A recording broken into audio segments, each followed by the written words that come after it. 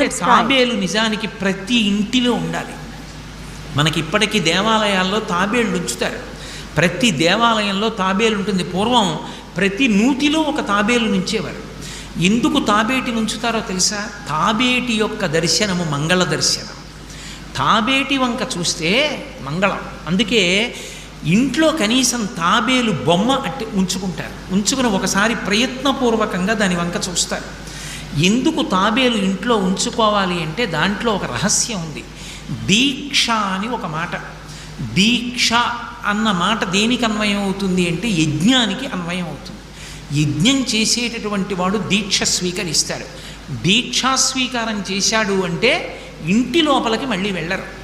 ఇక పూర్తయిన తర్వాతే ఇంట్లోకి వెడతారు. ఇల్లు విడిచిపెట్టి బయటికి వచ్చేసి దీక్షావస్త్రాలు కట్టుకొని మేళతాళాలతో యాగశాల ప్రవేశం చేస్తారు. ఇక ఎప్పుడు మళ్ళీ ఇంటికి వెళ్ళడం? ఆ యాగం